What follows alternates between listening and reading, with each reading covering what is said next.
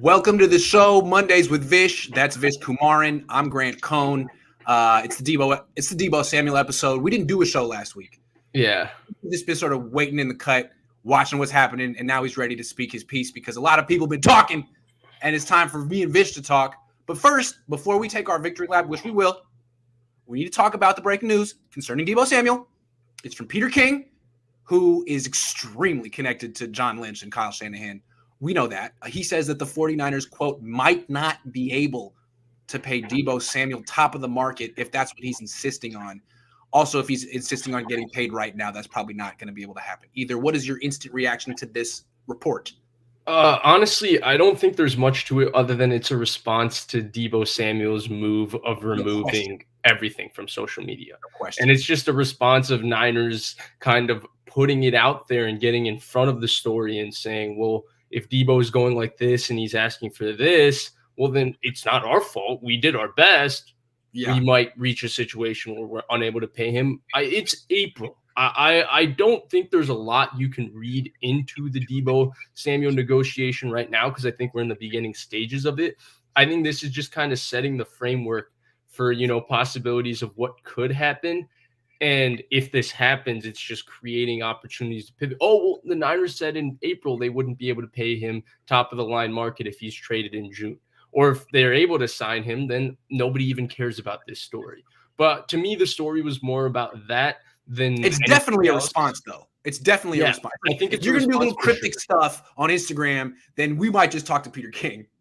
Right. And I think that's what it is. I think that's what it is. I don't think – look, we're going to talk a lot about the Deebo Instagram thing. At this point, I think it's a deal, but I don't think this means that, the Niners aren't going to sign him, all of that. I think it's just a player putting pressure on them to get his money, which is what he should be doing. Also, I think this is the adequate response. This feels like a bluff to me. Might not be able to. Ooh, that's wishy-washy language. That's wishy-washy. That means like, well, we might. Yeah. It seems like this is a bluff that I think the 49ers, they're trying not to act like Deebo's the team because it's a negotiation, but they know that Deebo's the team. They know that if they were to trade Deebo, this team, with all the great players they have, might win 5 games, might win 7 games. That he's that important. I don't think it's going to come to that.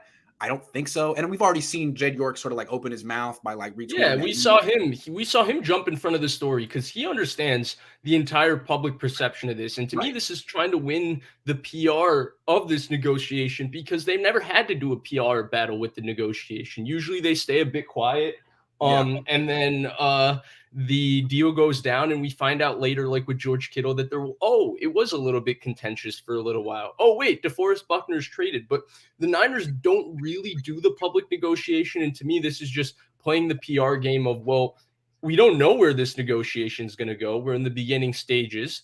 Right now, as most negotiations should start, they're starting far apart because both sides should start at the extreme of what they want the most and then work from there. So I think it's just trying to win the PR of it of, well, if something does happen down the road, it's not our fault. We did our best. He just asked for something that we were unable to provide. I think that's all it is. Also, they're making him look bad. It's like, look, if he is a completely impatient, money-hungry, greedy child, then he can't be on our team. But if that's exactly what it is. Yeah, if he would just be professional and look at the process play out, they're not ruling anything out. They're basically just calling him they're basically saying stop being a baby. I don't know if they're going that far per se, but they are calling it out in the sense that if the deal doesn't get done, it's because he asked for too much. It's not because of us. That's the perception they're trying to create. And what we're going to talk about later is I actually think Deebo's probably worth whatever he's asking for. And this wide receiver market is exploding. We're going to talk about all of that from a conceptual level, but first we need to take a victory lap. We don't do it very often. I am wrong so much that I usually don't pat myself on the back for being right, but Vish and I were out in front of this, and a lot of people have sort of like taken credit for seeing this coming when no. Vish and I, well, you can take us through it, but I mean, there was a month ago. There was a time, it was a month ago. We talked about it and people got mad. It was not like we did it for clicks, but that's what people said at the time. Oh, you just want attention, floating this trade idea, floating this idea that maybe this could get contentious between the 49ers and Deebo. And we laid out the exact reasons why. We laid out why Deebo would ask for the money he would ask for. We laid out why the 49ers might be unwilling. We didn't say that one side was correct. Right. We just said this is what could happen. And at the time, and it frustrates me a little bit. I'm not going to lie to you. I think that some things with the Niners media, I think one thing I appreciate about the show that you and I do is that I think we're both 100% authentic in terms of our thought process. I think some of the content. It's not like we call up each other beforehand and be like, all right, you say this, and then I'll say this, whether or not we believe it. And then it'll be entertaining. Like, we don't do that. And I think at the time that we talked about it, I think it was an interesting topic. I think it was worth having a conversation. What I find a lot is that two things. One, I think that people genuinely, if you want to talk about going for clicks, we talked about that at the beginning of March, end of February. If you wanted to go for clicks, then you would be talking about why the Deebo Samuel, Nick Bosa trade is going to get done and why the 49ers were right to keep Garoppolo, because that's what fans want to hear. But to me, that's inauthentic to what I believe and what makes sense to me. And I think you're the same way. And that's why we have that conversation. And then the other thing that frustrates me a little bit is I see a lot of Niners content. It's more about, well, what the fans are talking about. So we'll ride the wave of the fans. When the fans are happy about Deebo Samuel, we'll talk very positively about Deebo Samuel. And the moment, he does something for himself, we'll say, well, he's not worth that money and everything, to acquiesce to what people are believing. And that really frustrates me because, again, to me, I value authenticity. And I value honesty to who you are and what you believe. And I believe that Deebo Samuel deserves to get paid. I actually have no problems with him scrubbing his Instagram. Do whatever you want. It's not my business. Do whatever you want. And if it helps you get paid, I hope it does.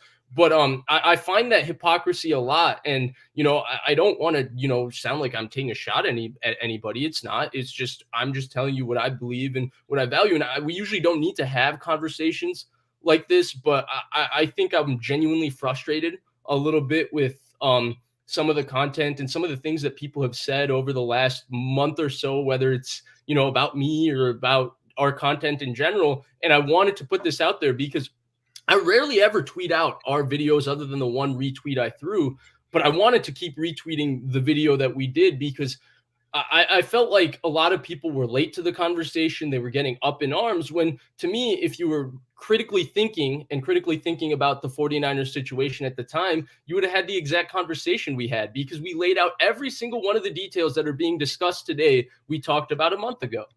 Yeah, and Deebo also created the impression. Deebo's a little bit at fault here because when he laid out the first opening salvo, or whatever you want to call it, against the Niners, when he said, I'm done showing you what I can do. What are you going to do for me? He posted it on Instagram. I talked about it. And then he's like, why are you making it seem like it's football? Not everything's about football. You're doing this for clicks. He said that. And then he blocked me. And Niner fans were like, look, Grant, they should take his credential. Grant's the worst. And then all of a sudden, Deebo's pivoted to the point where he's like, actually, maybe this is a good negotiating strategy. It's like, hey, man, all I did was tell you what was going to happen. Anyway, so Deebo said, well, no, and even if Deebo wasn't talking about football, I think it needs to be reiterated. Your job as a journalist, being true to your profession, is to ask the question when something cryptic is said, whether it's about football. Now, it could be annoying for Deebo, and I'm sure it annoyed him, hence why he blocked you. That's fine. It shouldn't stop you from going about and doing your job. I think that the fact that a lot of the local media has not covered the fact Deebo has scrubbed his Instagram is a little disappointing because, again, it could mean nothing about football, but your job as a reporter is to ask the question whether it is. That's why when Kyler Murray did it, it was a national story. Yes. And why do you think this isn't a national story? I think I don't want to take a shot at your contemporaries. I've done it enough. Narrative about their team, don't they? The Niners do a better job of controlling the narrative about their team than the Cardinals do. I don't think it's just that. I just think that the Niners media doesn't really offer much other than, and I talked about it a lot. Man, I don't sound like, because again, for me, I'm not I'm in the fan. Group. I rely on your group. I'm in the beat writer group, and us collectively have broken like 0 stories the last 10 years. I mean, ones that the Niners would be uncomfortable with. So I have to agree with that. And It's not just that, right? It's not just that. It goes a step beyond. And I'll say this: I don't know. As a fan, I'll talk from a fan perspective. As a fan, I think other fans could probably identify this. I don't think we get the content that we deserve. I'm so sick of reading the same 3 articles about the 3 Fred Warner quotes from that week every single week as the content that the media gives me weekly before every game. I rarely get, other than from people like KP, I get X's and O's breakdown that's analytical. Other than you, KP is Kyle Ozzy. Niners Nation, he's terrific. Yeah, he's terrific. Other than you guys, I rarely get any content as a fan that tells me something a little more in-depth about what's happening with the team. Everything is, well, Fred Warner said these 3 things about this team. I'm going to put them into a 200-word article and release it. And that's the content I get on a Wednesday and a Thursday. And again, I'm a fan, right? This is not my full-time profession. This is something I look at as a time pass to enjoy my day. There's nothing relaxing about getting home, doing my homework, and sitting on a Wednesday night trying to, just decompress and enjoy some Niners content and just being like, oh, look, 4 different publications wrote the same 200-word article about the same 3 quotes from Warner or Juszczyk or Garoppolo. This isn't a story. This isn't a story. You can't get a word on this. And it's frustrating. Again, I think the Niners media does a really, really good job in some aspects, but this is my quibble as a fan, right? You're their contemporary. I'm not in this business, much to a lot of people's dismay who say I do this for clicks. I stopped doing my YouTube. So there's nothing really you can click on. I don't write for a publication. Let me just defend these guys. I just consume it. They're my colleagues, and I do differentiate myself from them a lot. But in their defense, and I hope this will change this year, the locker room hasn't been open. So that the team brings people to you, and it's hard to get Jaquiski Tart. It's hard to get K'Wan Williams. So this year, there's no excuse. I'm just saying, no excuse. We should be all working the locker room instead of just going with 3 guys who are made available. So and I think some of the Niners deserve some culpability too from that aspect, right? They only provide access to certain players, and that's where I got a little bit frustrated. I thought you did an unbelievable job with the Jimmy Ward interview. First of all, I thought that was unbelievable. He is the longest tenured player on the 49ers. That was the first time any of us as fans got any sort of introduction to who Jimmy Ward is. Yeah, it's a problem. Yeah, and it's the 49ers' fault. We have a lot more ground to cover. We're going to get to but I will say this, Grant. I will say this, Grant, also in regards to that, it is partially the 49ers' fault, but if you're really interested, you really want to learn this stuff, you can turn on the film and you can start to learn and you can ask questions, you can watch clinics and you can figure out, holy cow, number 1 does a lot for this defense. And I think those type of things, that type of level of critical thinking is lacking from the Niners beat. Like there are a lot of players on this team that do a hell of a job that they just refuse to talk about because it might take, an hour, 2 hours more of their time to learn something and figure out what these guys are doing and how it might help. I'm sorry. I didn't mean to be on top of your contemporaries like that, but it's just from a fan, it's a frustration for me. I don't know how it's developed out here. It didn't used to be this way with my dad, like except the 80s and 90s, but the last 20 years, it's been very much of like a gatekeepery type of market where like 3 people get to say what the opinion is and everyone has to agree with them. Like this, for whatever reason, the Bay Area sports media scene has really discouraged dissent, and it's all been about like one opinion that everyone agrees with, and I hate that. And I think that's why some people look at me as being a hot take artist. Like, no, I just disagree with the main narrative a lot because it's totally dishonest a lot of the time. And that's part of it with football, right? A lot of the things that we discuss as fans, like a lot of this, I mean, I wouldn't say, I think you and Jess, you're probably the best example of just true barbershop sports talk, just off the cuff, unfiltered, super fun, and to the T. And that's kind of how most fan discussions are.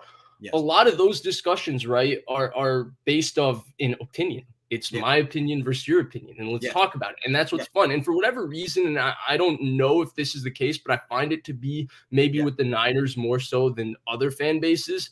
It's all got to be, well, let's all think the same thing and let's all run with it because that's the best thing and that's the most positive thing and that makes me feel happy. I'm not going to challenge myself and think about anything else.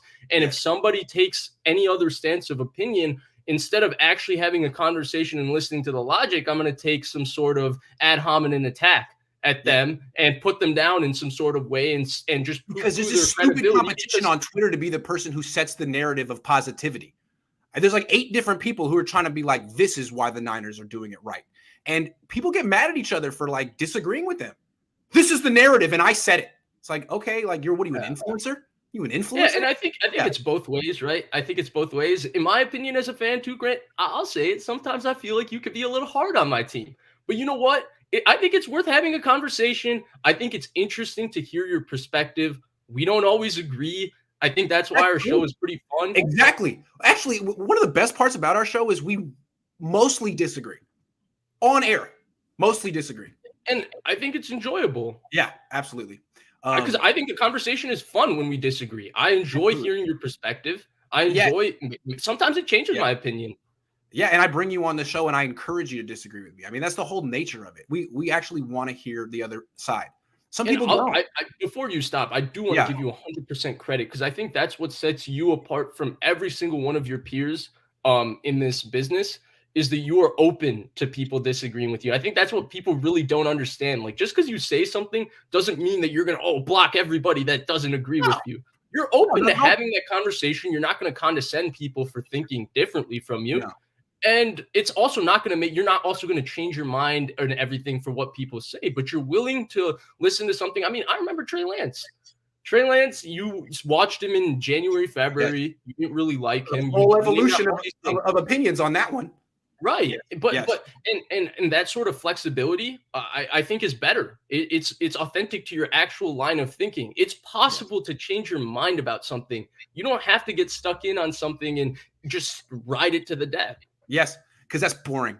All right, let's keep going on. Brian says offense will be completely different with Trey under center. We're actually going to talk at length about that. Bear with us. We have a whole progression. Neil says trade Jimmy and give Deebo that money. And if you don't mind, who you got for MVP in the NBA, Vish? Luka Doncic. Trade Jimmy. That's what a novel freaking concept. Matthew says, is this draft class, if this draft class is so good on wide receivers this year, does the bottom fall out of the wide receiver market in a year or two? Explain why Deebo is so anxious. So I actually just did my I went through and watched I think I watched 9 receivers. Okay. I don't think this draft is quote unquote so good on receivers. I really don't. I think there's depth. I don't think the top of this class even compares to last class. I liked Jalen Waddle, Devontae Smith, and I was a little bit lower on Jamar Chase. I was really wrong on that, but I still liked him a lot more than whoever I think receiver 1, who I'm not even sure. I think there's a cluster of 7 different guys that it's kind of pick your favorite 5 and rank them. I don't think there's truly a standout, and there's no one in this class to me that looks like a top 15 pick, because I think there's a lot of positives about a guy number 1 who might be one for you and guy number 7, but there's also enough things that would scare you that to me, I don't look at any of them as, they're just going to walk in and do what Jamar Chase did last year or what Jalen Waddle did last year. I don't see that class like that. Dude, if there was that wide receiver, the Jets wouldn't be trying to trade for every freaking receiver on the market. Exactly. Right? They wouldn't be waiting for DK and Deebo. To be fair, the Deebo DK class looked the same way, but what I will say differentiated them is Deebo Samuel, AJ Brown, Paris Campbell, and DK Metcalf all had special traits that would project where if they became something or got in the right situation, they could become superstars. Deebo's explosiveness and ability with the ball in his hands. AJ Brown's just pure size, physicality, and long speed. Metcalf's size, speed. Paris Campbell's total explosiveness and speed. I don't know if there's guys in this class, when I look at a Garrett Wilson, I think he's good. I think he's really good. I don't think he's got DK Metcalf or Deebo Samuel's ceiling from just a pure physical evaluation. I think Jameson Williams is the only one I look at from that standpoint, but he's also a little bit slight. I think he's my favorite receiver in the draft. But because of that, I don't think that this is the draft class where you trade Deebo and go draft somebody else to replace him. Because at least the Buckner trade, right? A lot of people looked at Javon Kinlaw as a top 10 pick in that draft before they knew about his knee. I don't think people look at these receivers that way, where there's 1 or 2 guys where you say, wow, that guy is really, really special. Yeah. Okay, moving on. Before we move on, I just have one more victory lap. So in February, I was over here saying maybe the Niners should consider trading George Kittle. Niner fans got really mad about that. I was canceled. I'm still canceled because I even suggested trading George Kittle.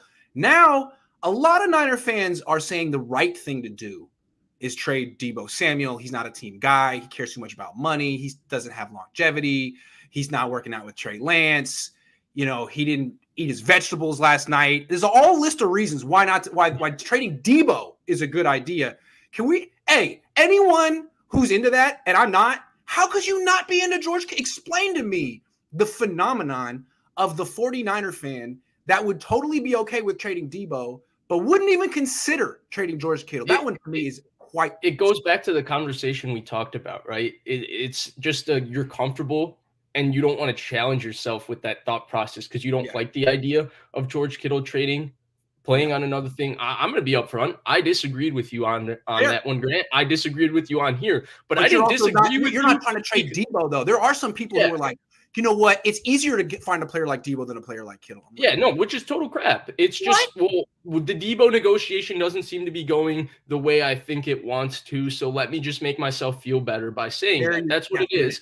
The one thing I'll say about Kittle is that I didn't want to trade him, but that was not because I didn't think, oh my God, that it's not worth having a conversation and discussing it. I didn't want to trade him because it's the same reason I don't think you can get rid of Deebo Samuel. When Trey Lance is starting, I don't think there's any way that you can. I think you would screw him over if George Kittle and Deebo Samuel aren't on the field for any other reason, if they're playing for another team at any point when he's having his first start, because those are the guys that make this offense special. Those are the guys, that you look at and say, well, that's why I think Trey Lance can be exceptional. It's not just his talent. It's not just Shanahan. He's got Deebo Samuel and George Kittle. So from that standpoint, that's why I didn't want to trade him. I think you took a lot of crap for no reason. I think people didn't want to hear you out and hear out your reasoning because they didn't want to challenge themselves. They didn't want to have the conversation. I think, and it's a matter of comfortability. I understand. I'd certainly be frustrated. And I thought you pointing it on Twitter a little bit tongue in cheek was funny, but it was also apt because I'm going to be honest with you, Grant, the 180 I've seen on Deebo Samuel, some of the stuff I've just read scrolling through the app on Deebo Samuel over the last couple of days is gross. It's disgusting. Yeah. Because he deleted something on Instagram, people are like, he's not a team player. He wants too much money, all of this. Hell yeah. He should want too much money.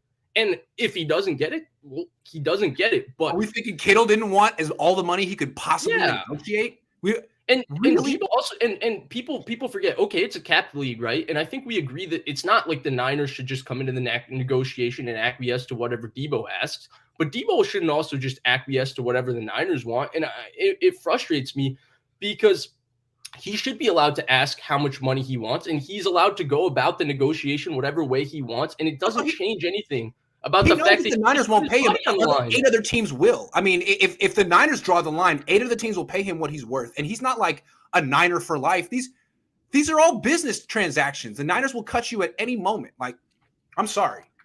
I think people get mad because he's not like Frank Gore, like a total. And he not only has that, he has a responsibility to his contemporaries. The best corner in football just said, go listen to the Jalen Ramsey. There's two things I want to point out from that. The Jalen Ramsey interview on Pivot. I know a lot of people don't like Jalen Ramsey. If you love football, it's a great conversation. You can learn a lot. I think it's worth listening to him on Pivot with Ryan Clark, Channing Crowder, who, by the way, called Russell Wilson a square. So if you want to like Channing Crowder, he called Russell Wilson a square. So go listen to him. And Fred Taylor. Jalen Ramsey said 2 things that's really interesting. He said when he signed his contract, they were talking about DBs getting their money. Marlon Humphrey was the next guy up. And he said that Marlon Humphrey, he thought, would take his contract and then ask for $2 million or $1 million more because he was the next guy up. Marlon Humphrey instead signed for $5 million less than Jalen Ramsey, and he said that took their market back. So Deebo Samuel, as an athlete, has that responsibility when Jalen Ramsey, the best corner in football, says Deebo Samuel is tied for the best receiver in the NFL because he means more to his offense than anybody else, and their entire offense is built around him. He has that responsibility to his contemporaries, not to take less money, because if Deebo Samuel profits, then the next guy up, whether it's DK Metcalf, AJ Brown, profits. So people made this argument when Kittle asked for $20 million. Remember, Kittle wanted $20 million. He wanted to pay like a wide receiver, and everyone's like, good for Kittle. He's doing this not for himself, but for tight ends. He's Yes. doing it for tight ends. Okay, well, Deebo's doing it for wide receivers. Yeah. And that's that. So he has that responsibility. And then the second thing is, by the way, Bay Area Ballers impersonation doing this. That was so funny. So Yours of him too was also fantastic, by the way. But his was way better. And I should have known that if you're gonna come at someone like that, you got to do it A+ because he's gonna come back and get it better. Yeah, so he got you. He got you. But going back. So we agree he has a responsibility. The second thing is, I thought Jalen Ramsey laid out exactly why, Deebo Samuel is such a special player and why he deserves to get paid. This offense revolves around Deebo Samuel. This offense is built around Deebo Samuel, and he's the most important player to this offense. Again, it's April. I don't think we can say, oh, the deal is not going to get done. The deal is going to get done because the negotiation is going to start this way. But I'm so sick of seeing people poo-poo Deebo for taking 49, scrubbing his Instagram of 49ers content. Why? Who cares? Yeah. Why? He doesn't owe the 49ers anything. He can ask for what he wants to ask, and the Niners can offer what they want to offer, and then they can negotiate. This was technically a George Kittle topic. Let's move on because we have a lot more Deebo to talk about today. And Poggle asked a good question for us to get into it. Grant, I asked this to Vish on the phone earlier. Who would you rather trade first, Deebo or Bosa?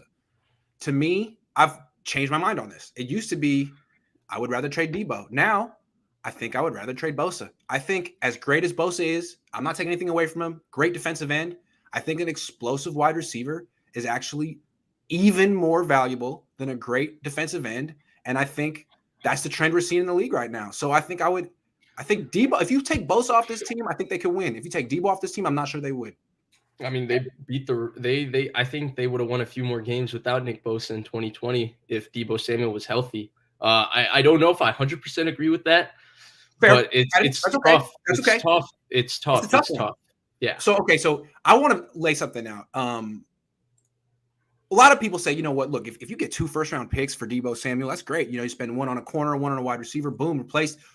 I just want to push back on that real quick. The whole idea of replacing Deebo Samuel. I mean, I don't know there's any player in the league right now that can do what he can. Maybe Jamar Chase, but Jamar Chase isn't available. I don't even think you could trade Deebo for Jamar one. Anyway, if the Niners were to get a guy in a draft, let me just go through the list of wide receivers the Niners have drafted quickly since 1996. That's when they drafted T.O., Hall of Famer. There were 23 years between him and Deebo Samuel, 23 wide receivers the Niners drafted. Let me quickly just name them. Starting in 1998, Ryan Thelwell, Ty Streets, Cedric Wilson, Brandon Lloyd. Good player, although he kind of came into his own on Denver. But Brandon Lloyd, Arnaz Battle, Rashawn Woods, first-round pick, Derek Hamilton, Rasheed Marshall, Marcus Maxwell, Brandon Williams, Jason Hill. I remember Brandon Williams. Yep. Josh Morgan, Michael Crabtree, by far the best name so far. Kyle Williams, Ronald Johnson, AJ Jenkins, Quentin Patton, Bruce Ellington, DeAndre Smelter, Aaron Burbridge, Trent Taylor, Dante Pettis, Richie James Jr. That's the entire list of wide receivers Niners drafted between 1996 and 2019. That's it. Yeah. So, it's a tough position to find another wide receiver. Yeah. I don't know. I don't think so. And I think people look at it because, Chase and Jefferson came out, hit the ground running. Waddle looked phenomenal. But not everybody is those guys in the draft. And I think this draft doesn't offer that kind of guy. I know that you have some connections with the Jets, and there's a reason that you feel they're not as smitten with the receivers as you mentioned before in this draft. And they're trying to call about all these guys because maybe they don't feel like there's a guy that's going to change their organization at 9 at receiver.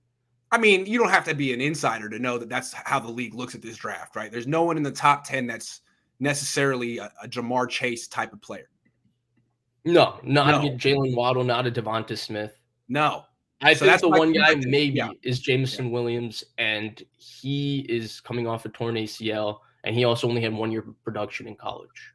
Anyway, we don't need to belabor the point, but just when you're thinking about, we'll trade Deebo, and then we'll get this guy, and we'll get that guy, just read through the list again of the 23 names. That I didn't leave anyone out. That's 23 years, 23 draft picks, 23 misses, except for Crabtree. Crabtree was good. Yeah, Crabtree was solid. I mean, I think people would still consider Crabtree a miss given the hype and the fact that he was the 10th pick in the draft, and he only had the 1,000-yard season. Yeah. I mean, he was never a Pro Bowler. He probably wasn't. Yeah, I think playing with Jimmy Ray for a lot of your career is wide receiver hell, but that was the case. I think that I don't understand how people think that you can replace Deebo Samuel. We've seen this offense function without Deebo Samuel on the field over the last 2 years. Let's talk about it right now. Why are explosive wide receivers such as Deebo so valuable? And it seems like the league realizes it now. It kind of traces back to me to the Bengals choosing Jamar Chase over Penei Sewell. Everyone thought they were wrong. The right thing to do is take a left tackle. They took the wide receiver. They went to the Super Bowl. And now it seems like this is a trend. Why is football changed, and why is this the way it's going? I think it's two things. One, I think it's because of the rules, obviously.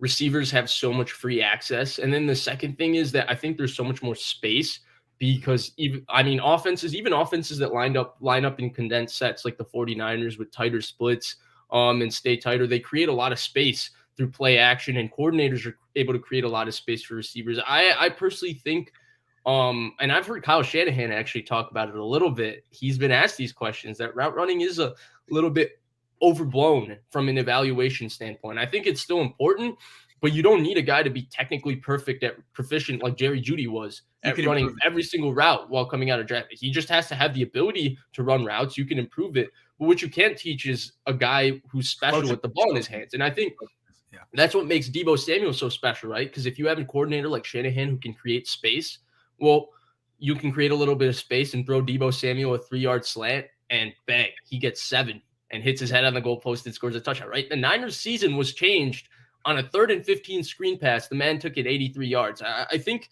it's invaluable to have a guy that can do that. I think every offense needs one. I think every offense who is really, really good in the NFL, besides Green Bay, has one guy who can do it. Buffalo has Stephon Diggs, who can hit his head on the goalpost from anywhere. You should probably have a player like this. Right. Yeah. Them at Green Bay and I would say New England for years with Brady were the only two offenses you could say, well, they don't have that one guy who could score from anywhere. Well, they happen to have two of the greatest quarterbacks we've ever seen who will execute down in and down out perfectly every single play. And you don't have to worry about, having to have a guy score from 80. And I think it's getting a little bit underrated. I think a lot of people are looking at it and saying, well, Deebo was needed to do this because Garoppolo was his quarterback. I know we're going to touch on this topic a little bit more later in the show, but I do want to touch on it a tad now. There's nothing underrated about having a guy that can score from anywhere. Yeah. The Niners offense in the playoffs was pathetic. It was awfulville. It was terrible. They had 2 drives versus the Rams that were successful. One of them was because he took a screen pass 40 yards and scored. Not many other players in the league are scoring on that play. Yeah. The tackle he broke and then the acceleration out of the tackle to go score, that's special. He's special. He's one of one. There's not a lot of guys that are this good with the ball in their hands. I think it's invaluable to have this guy. I'm shocked the fan base that, watched Jerry Rice play here for 20 years. Jerry Rice was the king of the yak with the West Coast offense. You want to talk about big plays, not just first downs. He wasn't a possession receiver. He averaged 18 yards a catch. I mean, he's synonymous, right, with taking the 3-yard slant 60. Yeah. I've seen the 95 game that Elvis Grbac starts where they line him up in the slot and turn him and throw him a little hank route, and he takes it 60 and splits both safeties with just pure speed. Yeah. I've seen that play like 25 times. At that point. Yeah, and it happened 4 years before I was born. And so, I'm shocked by that. I think having a player like that is invaluable. He changed their offense last year when he went to play running back because they were finally able to get explosion out of their run game. He was what changed their offense, tossing the ball in the wide zone and getting it to him. Hold on, though. We were talking on the phone. There was one other thing that you mentioned about why explosive wide receivers are maybe even more valuable than a left tackle or a defensive end. And it's the fact that the game is played in space more than it ever has been. Yeah. I mean, it's 3 wide receivers. It's 4 wide receivers. It's in the shotgun. It's get the ball out of. It seems like every year the ball, on average, comes out of the quarterback's hands. Quarterback's in quicker. Yeah. And so what is more important? What becomes more important every year? The wide receiver. He needs to be. If you're going to throw the ball in 2 seconds, the only way you're going to get big plays is after the catch.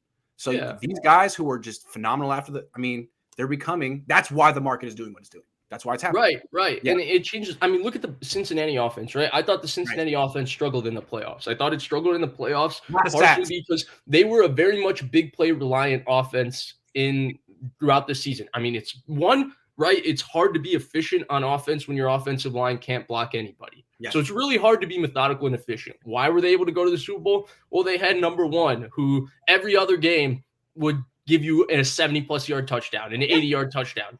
And he would change things that way. And I think that you can block it up really well, right? Green Bay is the opposite. They've historically had a really, really good offensive line. Rodgers is, in my opinion, maybe the best quarterback I've ever seen from just a pure, like, what he does at the position. There's no weakness. Everything about him is perfect. Yeah. And yet they keep running into issues in the playoffs because when they face these really, really good defenses that play really, really disciplined and they can beat their offensive line with their front four, like Tampa Bay, like the 49ers, they have nobody on their offense that can create that one or two game-changing plays where, you take a slant and you go 40 yards and all of a sudden it flips a drive, gives you momentum, and you can score. And I think that's one of the reasons why they've struggled in the playoffs. And that's why, Cincinnati goes far, because even though their defense, I thought, drove them to the Super Bowl, I thought their defense had a terrific playoffs, and the Cincinnati offense maybe didn't play up to stuff in the regular season.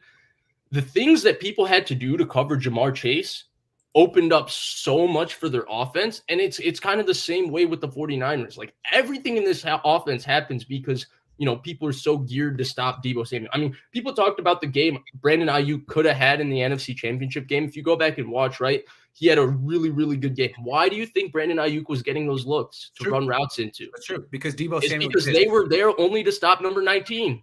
Yeah, it's like saying that Klay Thompson's a better player than Steph Curry. Like, no. Stephen Curry is the one that's drawing all the attention, not Klay Thompson. But Klay Thompson's good too. Anyway, that's neither here nor there. You're a Midwest guy.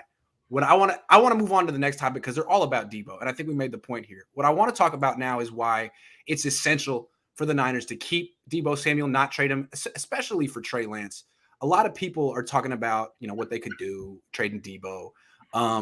It seems to me that what we've just laid out is that Deebo is as valuable as he says he is, and he is the 49ers Super Bowl window. The fact that they have this explosive weapon makes them, as long as he's healthy, there's a reason they went to the NFC Championship game. It's him. Lance can add that too. And it's like, if they have these two guys, if Lance is explosive as well, like, this team can be really good for a long time. Like, they could be the Chiefs. The Chiefs essentially were Tyreek Hill and Patrick Mahomes. I know they had other great players too, but those two guys are what differentiated them. And I feel like that's what the Niners can have here, and they can have it for a long time. Yeah. And that's what it is, right? I that's why I think the Chiefs, it was shocking to me that they didn't do every single thing to try and keep Tyreek Hill, because what made them special is they had the quarterback that's like the unicorn in the NFL, but they also had the unicorn wide receiver that was just changing everything. Yes. Because they got, why they get so many too high looks? It's not just because they had Patrick Mahomes. It's because nobody could figure out how to run with number 10. He's the fastest player I think I've ever seen. Yes. I'm not even going to lie about that. I think true. He's the fastest player I've ever seen. Yeah. And it's not just pure speed. Like, it's agility, movement, explosion, acceleration. Yeah. It's all, like, he moves differently from everybody else. Like, he just eats up ground, and he's got thick legs too. So he's he's got really strong legs. So he breaks tackles better than people want to give him credit for. And he gets up in terms of going up and attacking the ball better. But I thought that was what made the Chiefs exceptionally special. And this is the exact reason, Grant, why I would never trade George Kittle before Trey Lance's first year of starting. It's special because, okay, if you think Lance is going to be really, really good, you think Shanahan is phenomenal, which I do. It's all of this is really, really special because you have Deebo Samuel and George Kittle. If you take one away, it makes Trey Lance's job harder. And if you think Lance is a really good quarterback, well, then Lance is a really, really good quarterback. Then good quarterbacks are going to make really good receivers better. Cooper Kupp. For the record, I didn't want to trade Kittle because I felt he was overpaid for his slot, for his production. I only wanted to pay. The main reason I want to trade Kittle is I'm terrified he's going to have a serious injury soon. Yeah, no, yeah, 100%. I mean, that's hard to predict. That's hard to predict. Yeah, and it's hard to predict. And my exact point is, well, you can't trade him before Trey Lance starts. Like, he needs George Kittle, and that's the same thing hard for to argue with that. Deebo Samuel. I don't understand. I'm sorry. I've seen a lot of stuff on Twitter. This is probably my least. Like, this actually sometimes makes me, like, drop my phone, punch the air. I'm sitting in my bedroom like, what? Like, oh, because Lance is the quarterback, all of a sudden they don't need Deebo Samuel? Let's go right to it. Our next topic is how Deebo will improve with Trey Lance. I've seen a lot of people say, well, Deebo wasn't a good fit with Trey. I mean, Deebo doesn't have the best hands. He's going to have trouble catching Trey's passes. Plus, Trey's going to be throwing deep, and Deebo's more over the middle. His numbers are going to go down. I mean, what are we, Grant. First of all, even the most, unless you have Russell Wilson at quarterback, even the most aggressive offenses down the field are still going to attack the middle of the field, short and intermediate. Like, how many times do you think he's going to be throwing a 9 route to Brandon Ayuk in a game, realistically? Because I see this all the time. How many times do you think he'll do it realistically? It'll be 1 or 2 times in 2 or 3 games. Yes. I mean, sometimes he'll throw a corner post to Kittle. It's not going to be every play they're going to drop him back like he's Jamar Chase and this is Joe Burrow. They're going to put him in empty and they're going to throw go balls to Brandon Ayuk. That's just not how it's going to work. Ayuk isn't that kind of player, and that's just not how this offense is structured. It's the worst argument I've seen. It aggravates me. I punched the air. I dropped my phone. This pisses me off. Well, let me tell you how I see it, and tell me if this pisses you off. I don't think it will. The way I see it is Deebo was one of the most explosive players in the league this year with Jimmy as his quarterback. Like, among the league leaders in catches over 40 yards, among the league leaders in catches over 20 yards, all with Jimmy's limitations. With Trey, there's just more ways for there's more ways for Deebo Samuel to be explosive. So he's already shown he can be explosive on slants, screens, and in the running game. But now he'll be able to be explosive on posts and go routes. And all like a whole different area of the field. Like, I actually think he's going to have probably more 40-yard catches than last year. If I watched every throw of Trey Lance in college multiple times. He is phenomenal, or he was in college. He hasn't been as much in the NFL. He's been a step late in his recognition and his ability to throw it.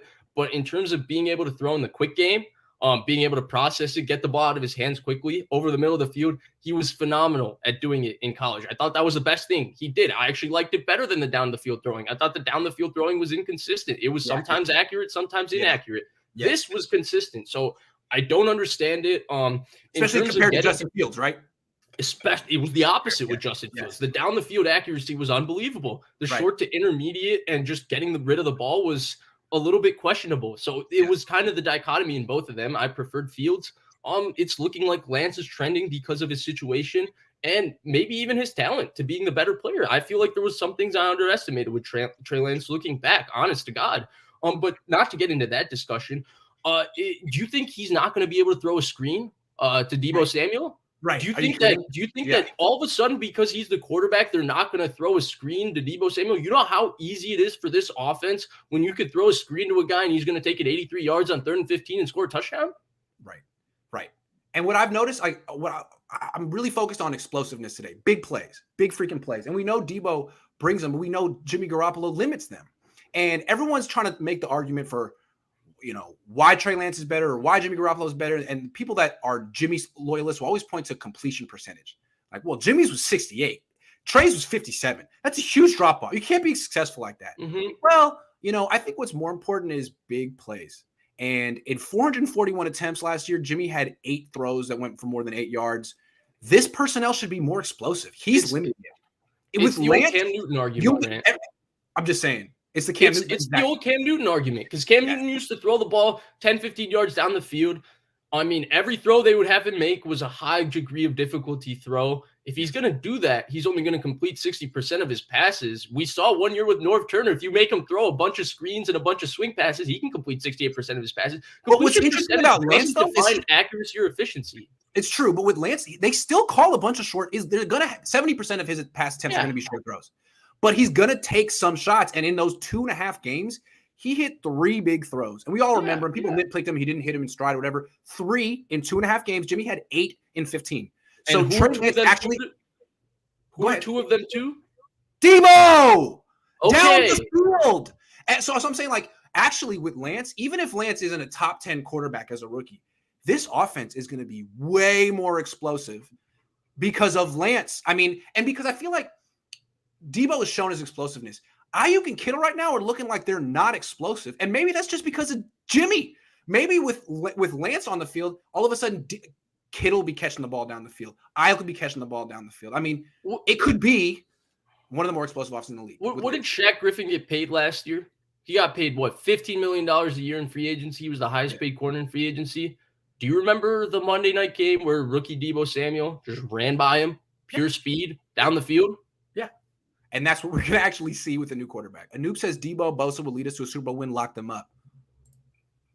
Yes, lock them both up. Yes. The Niners don't have the guts to trade either one of those guys. That Niner guy says, I did want to trade Kittle, but if I had to trade Deebo or Kittle, I would trade Kittle. He did. Okay. There's really no debate there. Niners will pay Kittle. I agree with everything. I think he said, I didn't want to trade Kittle. Yeah.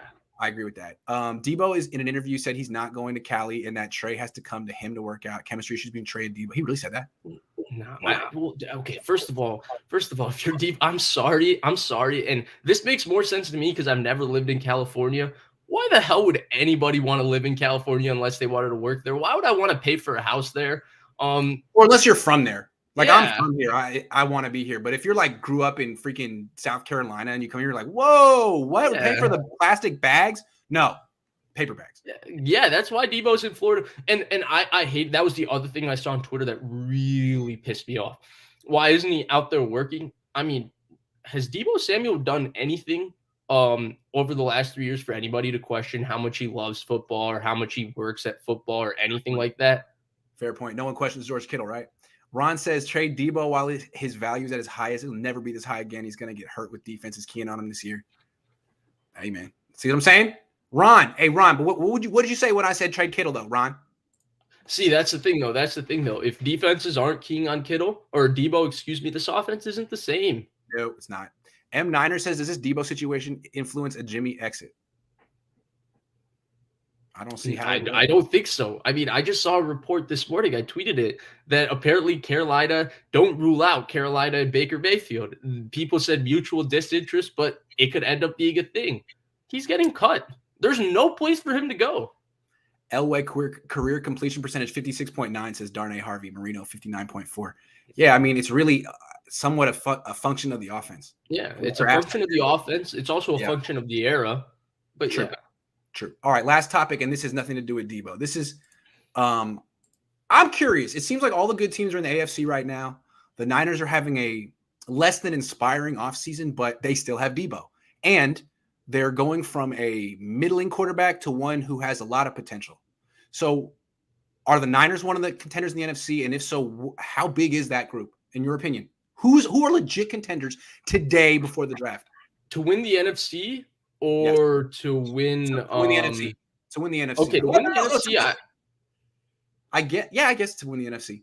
Because look, to win the NFC, I think there's four. I think it's the same four as last year. It's Tampa Bay, the Rams, the 49ers, and Green Bay. Okay. I disagree with that. I don't think you put Green Bay there right now. Yeah, so I put Green Bay in there because I think they're going to once again get home field. Look at their schedule. Look at their division. I like Minnesota better than them. You know why? Justin Jefferson. They got Justin Jefferson. That's fair. Justin Jefferson is like Julio Jones in his a little bit smaller, but damn, he produces. Green Bay lost their wide receivers. Minnesota theoretically should have a better offense this year with Kevin O'Connell or whatever that guy's name is. How about Minnesota as a dark horse team in the NFC? I could see it. I don't know if I believe in Kevin O'Connell. He's better than who was there? Was it Scott Turner? Who was there last year? It was Clint Kubiak. Okay. Yeah, I think he should be better than that.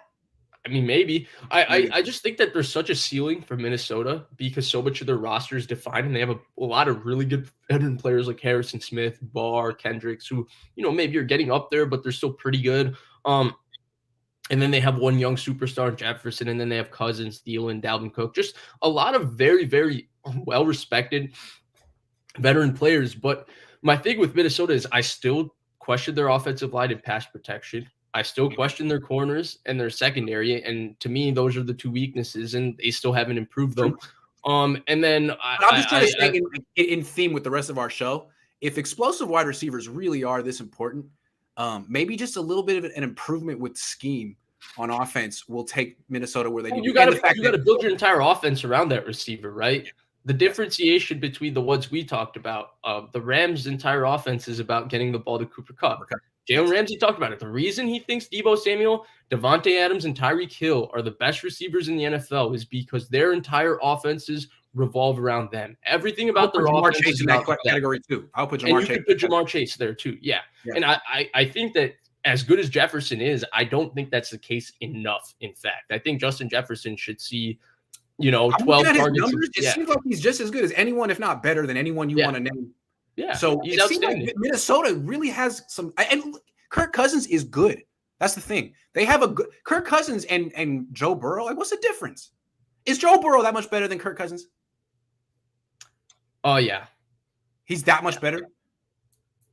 I think there's a tier difference between tier? the two. I think Burrow's better off schedule. I think Burrow's better in the pocket. I think Burrow's more poised under pressure. But would you like Cousins? Is he top 10? Nah, but he's top 15 for sure, right? All right. To me, Cousins is Cousins is the bridge between the quarterbacks in front of him. I think you can win a Super Bowl with the quarterbacks behind him. I don't think you can win a Super Bowl. Who's better, Cousins or Carr? I like Carr a little bit better just because he offers something off schedule. Cousins does it, but I'd put them in the same category. I like the Vikings. I like the Vikings because to me, Justin Jefferson is so much more explosive than Devontae Adams. I mean, if Dalvin Cook stays healthy, Jefferson stays healthy, I don't think you could count them out. They're talented, right? We just named like 5-6 players that are really, really good that are the Pro Bowl, All-Pro conversation almost yearly. CeeDee Lamb is explosive. I didn't see it in that playoff game. When I was not impressed by CeeDee Lamb in that one game. But that's just one game. Yeah, I've been a little disappointed. I'm a big CeeDee Lamb fan. I've been a little bit disappointed with him in the NFL, to be honest with you. Yeah, I just haven't seen it. So to me, I think the Vikings. There's got to be a couple of teams that we. Arizona. Hold on. And the thing about Arizona that it's like they get hurt every year and fall off. And I don't expect big things from them anymore. But man, they're tough in October and September. I mean, if they have a healthy DeAndre Hopkins, I wouldn't count him out.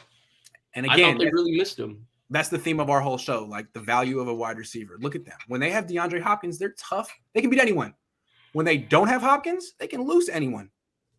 So, yeah. So, I mean, more or less, I think there's only 3 or 4 really in terms of talent. I think the AFC really, really right now is kicking the NFC's butt. I don't even like the Rams as much this year, to be honest with you, without Von Miller. I like Buffalo better. I like the Bengals. I think Baltimore was going to be back in this conversation. I still think Kansas City remains in the conversation. So, yeah. But in terms of contenders in the NFC, I'd probably go with those 3 or 4 still. I'm trying to look for one more like dark horse. How about Washington? Philly, maybe. How about Washington? Washington has Terry McLaurin. They have Carson Wentz. McLaurin's explosive. They have Carson Wentz.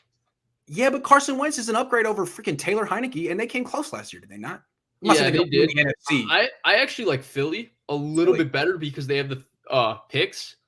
I don't really believe in Jalen Hurts, but I think they have a really, really good system on how you can win with Jalen Hurts. But I think Philly has 2 things about their team that's special. I don't look at Washington and I look at any part of their team that's special. To me, Philly's offensive and defensive lines are statement-making offensive defensive lines. It's the best offensive line in football, in my opinion. And then the defensive line is really good, and they just added Hassan Reddick. Feel you. Someone was spamming. Got him. Gammon says, yeah, New Orleans too. New Orleans. That's another one, right? I mean, when they have Jameis Winston or Taysom Hill, they tend to win. If they had Jameis Winston last year, the 49ers don't make the playoffs, so... That's the thing. Okay, so we just named a few teams. It's like there's going to be a couple of teams in the NFC East that could be competitive. The Saints, don't forget about them. Also, we don't know who their quarterback is going to be. They could trade up and get Kenny Pickett or something like that. They could do something like that. Mm-hmm. Grant, last year had the Cards. This year Kenny Pickett, really? Oh, I'm not saying I like Kenny Pickett. I'm just saying someone else might like Kenny Pickett. I mean, I think it's pretty clear that the Panthers will take him at 6 because Matt Rule recruited him to Temple. Oh, really? Oh, yeah. He was at Temple. Would you let Matt Rule draft a quarterback? Hey, man, that's not my choice. I wouldn't have signed him. But, yeah, I mean, I know it's his last – I don't know, man. Yeah. I mean, the Bears let Matt Nagy draft a quarterback, and now Justin Fields, it looks like, wow, like, why you screwed him over for a year? Yeah, poor Justin Fields. If Deebo misses 4+ games next year, his value decreases drastically. Deebo didn't take a snap at running back last year until week 8. He will play more running back. I don't think we disagree with that. I think his role is going to remain pretty consistent. If he misses 4 games next year, he stays on theme with what Kittle's been doing, playing, 14, 15 games every year. He stays on theme with I think – see, here's my question. I think a lot of people bring up the injuries with Deebo, and I think it's fair. I don't know why that conversation is never had with Bosa. Right. Absolutely. Yeah. Why is it such a big deal with Deebo, but with Bosa, like Deebo's, none of his injuries have been serious. None of them. No. Besides the foot, the Jones fracture. Okay. I'm saying, like, foot, like broken bones. That's not serious. I mean, what's serious is torn ligaments. And he's come back. I think that's the thing with Deebo.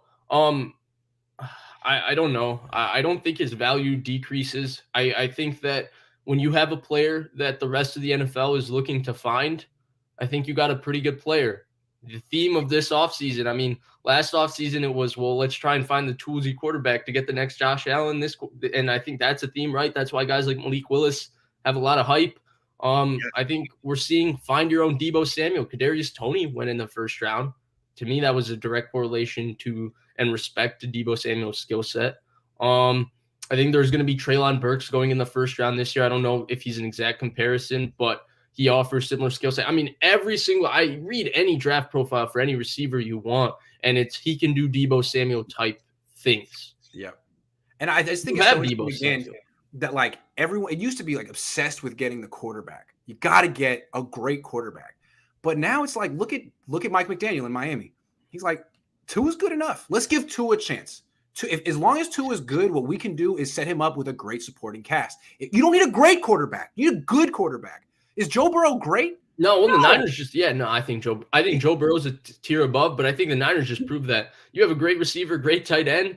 Look at how far they went 2 years with Jimmy Garoppolo. Exactly. And honestly, like to me, Stafford and Burrow are very good, but I don't think either of them are great. Like I don't. No, they're not Mahomes or Rodgers. No, but it's okay because their receivers are. Yeah. Their receivers are. So I think it's a combination though, right? Like in the modern NFL, if you have one of those top 10 type quarterbacks, which both Stafford and Burrow firmly to me are in the top 10 quarterbacks in the NFL, and you give them, one of those top 5 or 6 wide receivers, you could have the type of combination to have as explosive an offense as what a, Tampa Bay might have with Tom Brady and maybe or less than or receivers that aren't as good as Jamar Chase or Cooper Kupp. Yes. So the Bucs receivers are phenomenal.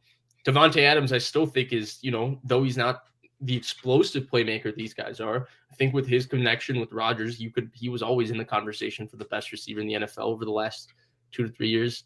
And another way to think about these exploding prices with wide receivers is like, wide receivers are getting really expensive, but they're still cheaper than quarterbacks. And that relationship, the quarterback wide receiver relationship, is really freaking important. Yeah. And who's to say who's more important than that one? I mean, yeah.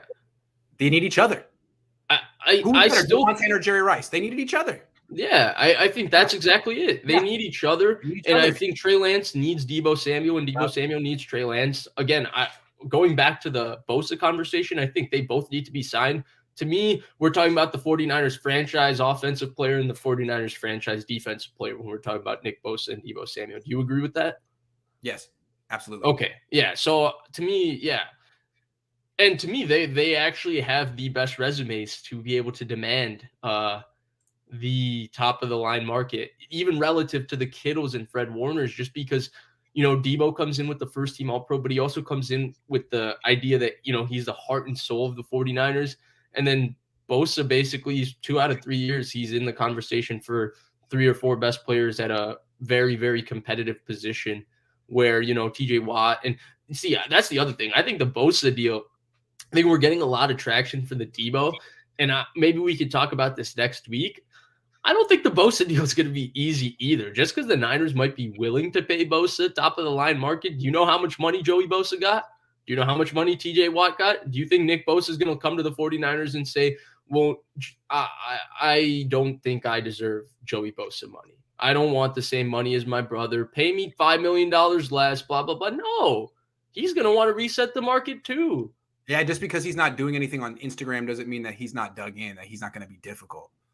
Deebo's just like sort of showing his cards right now. Nick Bosa is keeping close to the vest, but it's not going to be. Yeah, well, and I see that conversation now, right? It's easy to say now because Deebo is being talked about now. Well, I'd rather pay Bosa than Deebo.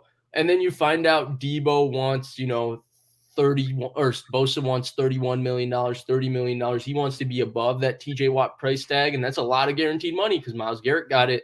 His brother actually was the one who reset the market before Myles Garrett got it. He took the money from 21 to 26 million. Do you think Nick Bosa is going to sit pretty? He's going to want, especially after the money they gave Trent Williams. If I'm Nick Bosa, I don't want $1 less than Trent Williams. Okay, some quick questions. Could John 25 says, Vish, what do you think of wide receiver Sky Moore? I think he's good. I think he's like really good. I don't know if he's like a first round pick at receiver, but he's good. He's really good.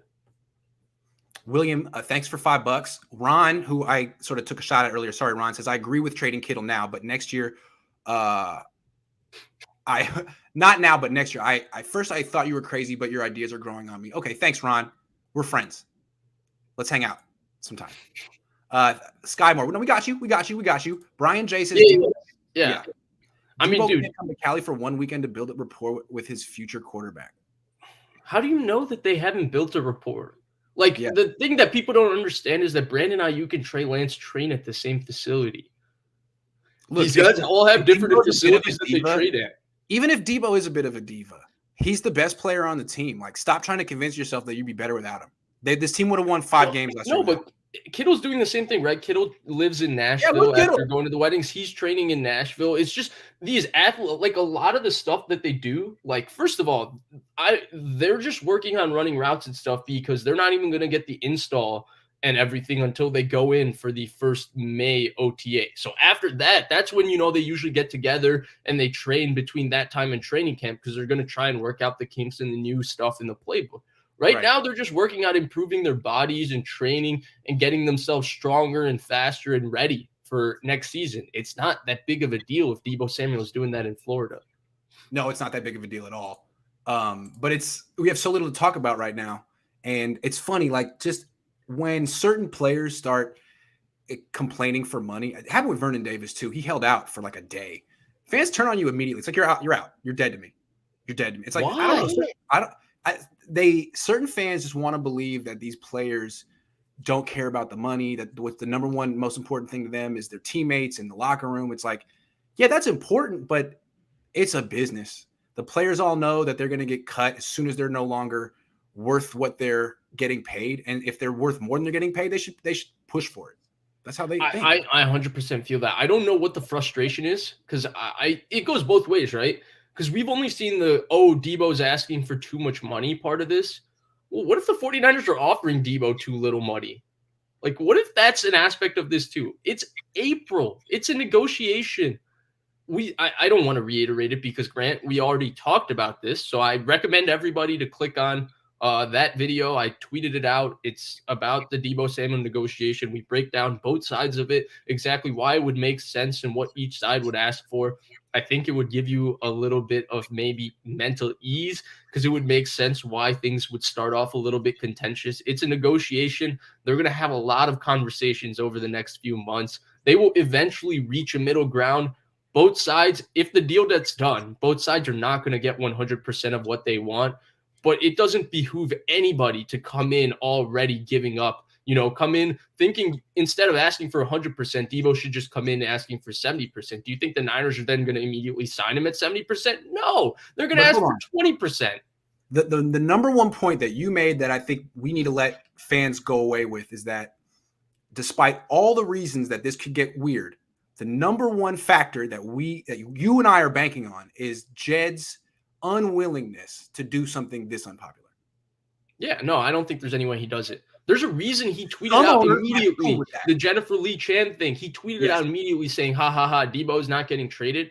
He knows. I don't think he wants that negative perception at all. I think the Niners control the narrative, especially with the media as well as any organization, maybe in sports. There's no way they want the negative press of trading a guy who, became everybody's favorite player last year. And he's my favorite player. I'd be broken if they traded Deebo. I feel like what they're trying to say through back channels is, Deebo, chill out. We're going to take care of you, but we don't want to change our precedent. We want to change how we do business because that'll affect. I think so. I think that's all it is. Like, chill out. And Deebo's like, no, I'm sorry. He's being that really like high maintenance girl. It's like, hey, you want to be dating me? Hey, there are different parameters here. If you ain't ready for all of this, let me know because there's 8 people who are trying to go. You know what I'm saying? Like, and it's good for Deebo too, right? It's good for him. Do what you want, man. Hey, I respect. If I was in his position, I don't know if I could tell you that I would react any differently because I would want that money now. It's life-changing money. Yeah. It's going to support generations of my family. He's about to get generational wealth. No, but when Kittle wanted to be paid like a wide receiver, he was just doing it for the tight end community. When Deebo wants to be paid top market like the other wide receivers, he's a selfish diva. Well, he's not as good as those guys. That's what people say. It's not about being good as those guys. That's not how this has ever worked in terms of getting paid. He was last year. He was Yeah. as good as anyone last year. Yeah. But it's not, and that's what people don't understand, right? Just it's not the best player in the position that gets paid. It's the next player amongst the elite group of players that gets paid the most. And Jimmy Garoppolo was the highest paid quarterback in the league after 7 starts. There we go. If we're going to talk about 1 year of production, let's go there. They paid a guy after 5 games. I understand it's a quarterback, but they paid him the highest at the position. And also, and why do they do that? And this is true for all sports. You're not paying someone for what they did in the past. You're paying them for what you expect them to do in the future. Period. And so you're paying Deebo. It's not a reward. It's do you think, and the only question is, do you think you can keep it up? Well, there are ways the Niners can protect themselves. We've talked about this. You can front load the deal. You want to go there right now? Let's talk about it right now. Yes. Okay, let's do it. Our last topic. I actually think we meant to talk about this. I think it was probably what we should have talked about the whole time. How the 49ers can structure the Deebo extension. Let's talk about it. Yeah. So first of all, I think what people don't understand about the Tyreek Hill and Devontae Adams contracts is that they're not as expensive as they look on the totality, right? There's big void years in the back that really, really boost up the contract. It's a lot of money up front, right? For the two, I think the first 2 years for both are fully guaranteed. So it is a hell of a lot of money for both players. Maybe a little bit more money than how far the Niners would be willing to go with Deebo Samuel, but it's not as large in terms of just being $30 million a year. And I think a lot of people have talked about it, about why, keeping Garoppolo is okay. They talked about the cap boom with the Amazon deal. To me, that's all the more reason why, there's things you can do right. Because first of all, the Niners are betting on the cap boom because look at what they did with George Kittle and Eric Armstead's contract, right? They delayed it an extra year with the expectation that once the cap booms, relative to the cap, $28 million will become a decent hit, will be a more efficient cap hit than his cap hit being $20 million relative to today's cap. Does that make sense? It's a proportion. Yes. Yeah, it's proportionate. Yes. So that's the idea. And so with that, I think Deebo Samuel's contract, if you're scared about his longevity and all of that, you can front load his contract. Yes. You've done a bunch of backloaded deals. Yeah. Nick Bosa is going to get compensated by his 5th-year option, right? Because a 5th-year option is essentially almost like a franchise tag. It's going to pay Nick Bosa north of $20 million because of what the defensive end market is, or somewhere near that, and it's going to be fully guaranteed. So you can backload Bosa and have him be backloaded. You have Trent Williams kind of in the middle. He's not really front-loaded, but he's not really backloaded because you have an out in I want to say it's 2024 that you have an out. You can front load Deebo's contract, give him guaranteed money up front in his first 2 years, and then take it year by year with him for the second half of his deal. It's certainly a possibility. There's ways to structure this. I think a lot of people are overdoing, well, they can't sign him to a lot of money because of the cap. That's not really the case. There's creative ways you can manipulate the salary cap in this case in order to make Deebo and Bosa get paid every single penny that they're worth. In fact, I think it would behoove them to front load Deebo's deal because I think he's also looking for the guaranteed money up front. It would make sense for both sides because the Niners have really pushed their contracts with the expectation of this cap boom. You can pay Deebo up front, right? You're going to open up $25 million that'll roll over for Garoppolo next year. You could put $18 million of that into Deebo Samuel right away, or something like that.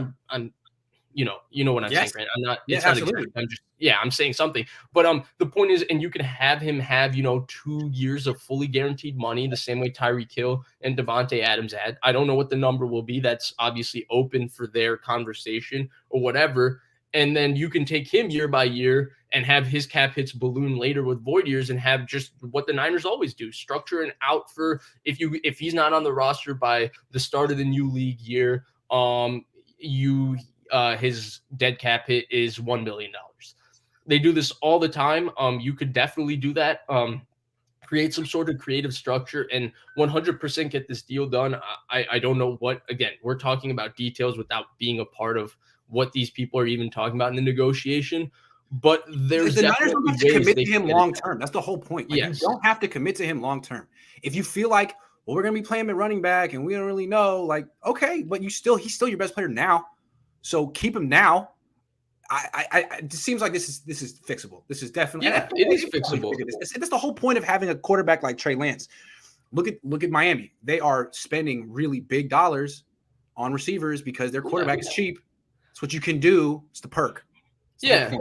And you can balloon, and the entire point that I think we're saying is that you can balloon his annual dollars per year. So you can give him a ton of guaranteed money, and his contract technically, when he is like under contract, could be like 21, 22 million, but the entire deal could look like 30 million. It's like Quan Alexander. Quan Alexander's deal is kind of this structure. There's a lot of guaranteed money up front for him, relative to the linebacker market. But really, there were so many outs that he was never making $16 million, and it was so backloaded. In Deebo's case, you can kind of front load the deal in terms of when he gets his money, but backload the deal in terms of ballooning the cap hits the way they did with Devontae Adams and Tyreek Hill. Like, I don't think Devontae Adams is going to be on the Raiders when he's going to make $31 million. In fact, I think Trent Williams' deal is, and Von Miller, look at both of them. They both got signed at 32 massive deals. It was 6-year, $120 million for Von Miller. I think Williams was 140.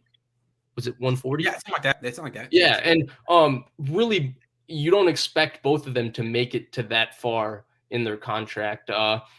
So therefore, I think I don't want to see the narrative that, oh, they can't pay him because there's some sort of cap or cap troubles or anything. Because honestly, once they get rid of Garoppolo, which any day now would be nice, but we'll be waiting still. We'll wait through OTAs. Hopefully they'll get rid of him at some point. There are so many different ways for them to be able to manipulate this where it's not going to bother them, in my opinion, in order to be able to sign both these players. Now, at the same time, that doesn't mean you throw like, and I don't want to sound like I'm coming across that way, right? I'm not recommending that the 49ers just, whatever Deebo and Bosa want, just pay them whatever they want. They have to negotiate, and they have to be smart about what they feel is a good number in allocating these resources. That's why there's a negotiation, and they're going to go through that process. But they're not being restricted by the cap, especially with it set to boom with the Amazon Prime deal. Agree. Let's address what Ryan's saying here. Deebo may or may not be a diva, but he's definitely not handling his business professionally. You know what? Handling your business professionally. I can't disagree with this though. I mean, honestly, like, I guess a few people in the world can do what he's doing, but like, I would never subtweet my employer ever, no matter what was going on behind the scenes. And it's like, Bosa's not doing it. Kittle didn't do it. I'm sure they had issues. I'm sure they're going to have issues. But the whole idea of like sort of letting it play out on social media does seem a little childish. You think so? It does. I mean, I don't think it's a great look, but at the same time, it wouldn't change my opinion on what to do. It's like, oh, well, he might be a little immature. Let's trade him. Like, no. Oh, he has a big ego. I don't think it's I'll keep really. him. I personally, and I think it might be a little generational thing. Maybe. Just because I'm a little bit younger. I guess I grew up, with social media always being pretty prominent in my life from like maybe when I was 10, 11 years old. I just find it to be a simple form of expression, just like, talking to people or whatever. I don't see anything unprofessional about him removing something from his Instagram. Like, I don't know why people are so up in arms. I understand why it's worth having a conversation and why you have to talk about it. But I don't think that changes in terms of professional. To me, professional is he not committed to being the best he can be? Is he not committed to ensuring that the 49ers can win games? The guy puts his body on the line every single week for the 49ers to win games. He shows up and he gets his job done every week. He plays hurt. He does it all. I don't think he's done anything unprofessional from that standpoint. Also, the whole scrubbing your Instagram of pictures with the team, it could be an agent thing. Like, look, you're playing hardball with us. You're saying, I mean, like, technically we're not – I know he's still on the team, but like, if you're going to say all this stuff, don't expect us to like promote your brand while you're talking us down. We can get back to promoting your logos and your brand. And that's locked up. There you go, right, Grant? Because to me, that's where you hit the nail on the head. And that's where I don't understand this. You know why these athletes have to ask for this much money? Because do you know how much the owners are profiting off of these players. Yeah. Like Deebo Samuel, no matter how big his contract is, he's not going to make a fraction of how much he's making for Jed York. That's true. That's true. So why should he be out here giving Jed York money until Jed York pays him his money? That's fair, because I think there's nothing unprofessional about that. It made a lot of sense from Kyler's perspective. Like, the Cardinals are nowhere. They're not. They don't have a brand, and Kyler's more famous than their entire franchise. So if they want to say like, oh, well, you're not this or you're not that, like Kyler's thing is like, dude, you're nothing without me. And just me taking my pictures down is going to be bad for your marketing. And I feel like when Deebo does it, like the Niners are something because of what they use, kind of like the Yankees and Lakers. Like you're just a brand. And maybe it doesn't have the same effect, but it's the same. No, it doesn't have the same effect. But at the same time, I understand why he's doing it. It makes sense. And a lot of people are like, oh, that's childish. Oh, he shouldn't do it. Why? Isn't it childish? I think I don't get it. I don't understand why. I think taking your pictures down is cool. The thing that's probably a little unprofessional is when he is taking pictures with his friends going out and he's like, yo, like 25 mil. Like, you probably don't need to do that. But at the same time. No, maybe not. Maybe not. But I don't know if I would call it unprofessional, quote unquote. Because I think it would be unprofessional if he shows up to camp, not in shape. I think it would be unprofessional if he does those type of things. I don't think there's anything, quote unquote, I think it's more immature than unprofessional. Because unprofessional stuff would make you want to get a guy off a team. Someone being immature at 26, it's like, okay, like a lot of people are immature. I was immature at 26. Like, it's not a deal breaker at all. But I can understand why it's turning some Niner fans off a little bit. Chris says, "But your employer's not the NFL is different." That's true. Good point, Chris. Yeah, it's not a 1-to-1 comparison. Yeah, no, 100%. That's fair. Vish, it's childish. Stop it. That's what I was trying to say. It's a little childish. It's like it just kind of feels like it's like a relationship between Deebo and the Niners, and they're kind of like not breaking up, but they're having a fight, and they're like doing little things on social media to each other. It's like, it's kind of childish from the Niners end too. Like, you're going to talk to Peter King about it. Like, can't you just let me ask you this, Grant? Let me ask you this, because we never hold organizations accountable for this. Was the Brandon Ayuk situation not childish this year? What the 49ers did with Brandon Ayuk? Yes, it was. Saying it was not a problem, saying he was not in the doghouse, then leaking to Chris Collinsworth before the Colts game, oh, I love the kid, but he's got to grind. Was that not childish? It certainly was. Nobody ever holds the organization accountable for these actions. True. It's true. The organization's professionalism is a given, and certain of these players are – it's true. It's a good point. Chris, once again, says, thank you, Vish. He said nothing to the Niners. All he did was remove IG picks. That's not childish. That's not unprofessional. Life after football. Okay, hold on, because I said childish. What was childish was like when he says, "I'm done showing you what I can do. What are you going to do for me?" Little things like that. Or when his friend says, "If it ain't 25 million, we don't want to hear it," and he says slime. I think those things. I'm just saying, but again, who cares? I'm not his agent. I'm not his coach. I just think that the Niners should give Deebo Samuel all the money he wants.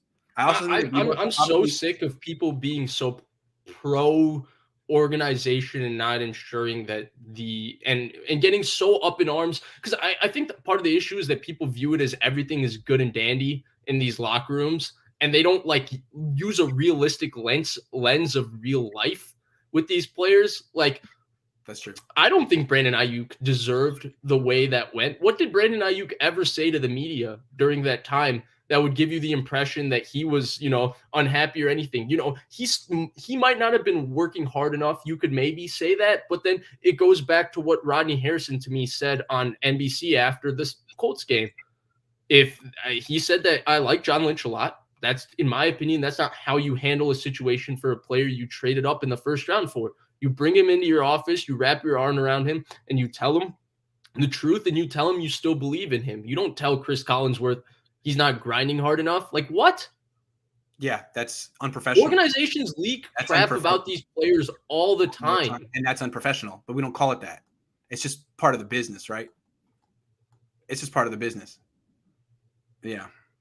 Anyway, I guess so. It's very interesting what's happening with Deebo Samuel. He is taking control, I guess, of his negotiation in a very 2022 way, and a lot of people don't like it. The Niners don't like it. I mean, the Niners. I don't know why people don't like when athletes control their narratives. Yes, and they control what they're doing, and they take control of their profession. Nick Bosa's. I can't wait. A lot of people are really happy with Nick Bosa right now. Nick Bosa's negotiation is going to go off differently, But if you don't think Nick Bosa is coming for every penny he deserves, you go got read it the wrong. articles about Joey Bosa when he was up for contracts with the Chargers. It was never easy for the Chargers. They had to pay top of the market, no concessions at all for the Bosas. Sorry. Good. Yeah. Joey Bosa deserved it. Absolutely. Nick Bosa deserves it too. Yeah. So Deebo's turn. Anyway, Deebo's an interesting test case. He's a Rorschach right now. A lot of fans turned off. A lot of fans still think he should be on the team. He should be the highest paid player, or he should get what he wants. I don't know. I don't know if he should get what he wants. I don't know if his actions. He went from being like, I want to be the highest paid non-quarterback to the next day being like, 25 million sounds good. No, but that's the thing, right? That's the thing, right? What people don't understand, and that's why I want to keep going back to that video that we talked about, because we lay out all of this. Why would Deebo come to the 49ers immediately and say, I don't want to be the highest paid in my position. I don't think I'm as good as Tyreek Hill. I don't think I'm as good as Devontae Adams. Pay me right here, and that's okay. Do you think the Niners would immediately fork it out? Hell no. They would look at Deebo Samuel. They would say, oh, you're only here? We thought you would be here? Well, instead of our starting our negotiation here, we're going to start it down here, and now let's meet in the middle of that. Right. So it's just what's interesting. What I want to say is also, like, what I keep saying is Deebo probably shouldn't do this on social media, or Deebo probably shouldn't do that on social media. And if I was agent, maybe I'd tell him that. But I'm a hypocrite, because every time he does anything on social media, I profit off of it. Anytime. He could just write slime on a picture, and I'd make a video, people watch it. So at the same time, Deebo, keep doing your thing. I am not your mom, your dad, your agent, anyone. I'm just the guy who profits off of your. I think it's because people want to look at the situation, right, and say, oh, everything's good and dandy. Deebo and Parag are going for cups of coffee. No, excuse me, Deebo's agent and Parag, they're sitting at Starbucks and they're talking to each other. And Parag's like, Deebo went out for dinner. He's like, why don't you give Deebo another $10 million? And the agent's like, nah. We want to build a better team. We'll give you $5 million here. And they're talking like that. That's just not how this works. That's not real life. No. That's not how any negotiation in any business works. In fact, my school, they teach you this. I got paid for my job. I got, if you look at, on Glassdoor and stuff for the salary recommendations, I was offered the highest possible salary that you could get, that anybody in my position generally gets offered. At the same time, my school taught me, we took a class on this, an ethics class, that no matter what, you always negotiate. You always ask for a little bit more, just because if you could get it, get it. And so I negotiated, and I got a little bit more. So I mean, granted, I wasn't, doing anything on social media about it, but like, this is real life. People negotiate for money every day. Yeah. The difference is that we're just getting a little glimpse into Deebo's psyche right now. And what I've been telling people, I even told Deebo this was going to happen. Like, when athletes get to their first contract extension, especially if they're like on the cusp of making big money, like Armstead, Kittle, Deebo, they get real anxious. It's like I don't know. It's something new that they've never experienced before. I think their whole lives, people have been telling them how great they are. They've been recruited. This is their life's work being rewarded. And then all of a sudden, the team that loves you, all the coaches, they love you. They're the greatest. You're the greatest. You sit down at the negotiating table and you hear what they really think about you. And it's like, what? And so there's a lot of anxiety. There's always a happy ending. They get their money and they live happily ever after, but with generational wealth. But right now, Deebo's a very anxious man. Yeah, I bet of you course. both Of course. And the other thing, Grant, is people get upset about the social media. Tomorrow, if Deebo got traded, do you not think the Niners would post out a million things through a variety of reporters leaking about how Deebo asked for too much? We didn't love Deebo in the building as much as this, blah, blah, blah, in blah. the meeting rooms, what he was like in practice. He didn't.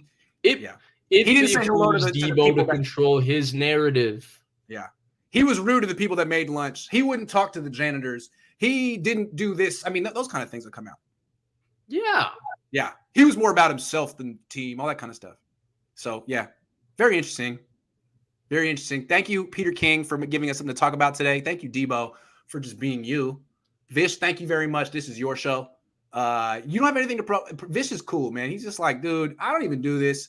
But any person that wants you on your show, everyone already knows that show's going to pop. You're a legend, and you don't even want to be in the industry. You're like, man, I don't even do this, man. I'm an engineer. But I just, you know what? Once a week, I'll tell the Niners what's up. And everyone's like, yeah, thanks, Vish. We didn't know. No, it's really fun because Yeah. I love football. I mean, if you paid attention, I was yesterday. I was watching the safeties. I was watching them at like 2 a.m. I was just watching it because I was interested. I was reading about Brian Cook. I'm just interested in it, but my fear is that if I did it as any sort of profession, I would lose that, just the hobby and the enjoyment of having an outlet of sports. So I genuinely love it. I appreciate you more than you can ever know for giving me the opportunity, because it's also therapeutic for me. Like, I think about this stuff on every free waking thought that I have that's not related to school or anything. And so it's fun to come express it. Sometimes people like what I have to say. Sometimes people don't. I just try to be true to myself and be as authentic as possible with what makes sense in my head. But you got like that anti-grind, like you're like the underground rapper that everyone in the Bay Area or like locally knows and is like, we're universally respected, but is not signed. Pilo. Is not signed. And you have like all he these has 2 good songs, Grant. Pilo. It's like the longer you keep holding out and being like, I don't want to do this, I feel like the more likely the Athletic's going to be like, come on, Vish, can we please get you? I feel like it's interesting. Hey, watch what Vish is doing. Because a lot of us are always like trying to be like, come on, let me in the door. Vish is like, I don't want to do this. That could work. Maybe saying you don't want to be a sports writer is the key to becoming a highly successful sports writer. I'm not sure, but I think it could work. So let's give it a shot. Let's be more like Vish this week. I think we need to be more like you, Grant. No, I work too hard. I'm stressed. You do work too hard. I work too hard. What do you got? 2 extra streams coming after this? Nah, man. Monday, it's just you, man. Just you. I'm done for the day, baby. No, Wednesday is your day, right? Tomorrow. Wednesday you go 3. Wednesday I go 3. Jose, I'm ringing Jose. I met up with Jose, had drinks with him yesterday. He was like, why do we not do a show? I'm like, yeah, good question. So Jose's Wednesday now, then Larry, then Jesse. It's a big day. Ooh, Larry's double whammy because he's trying to get me to come on Wednesday with him. Yeah, because Larry knows what's up. Larry ain't no dummy. He sees what's up. I like going. Larry's fantastic. Larry's great. And the fact that he reached out to you, I was like, respect. I mean, you kind of got the lay of the land. I guess you know who are the big mockers around here. That's what my dad would say. Anyway, my dad's coming back tomorrow if you want to see my. It's been 6 months. 6 months. Return to the Cohn Zone. Thanks for watching, everyone. Ooh, I can't wait to hear what he has to say about Deebo. Yeah, we're going to talk this afternoon, do a little pre-production meeting. So I guess we'll find out tomorrow morning at 11. I'll see you guys in.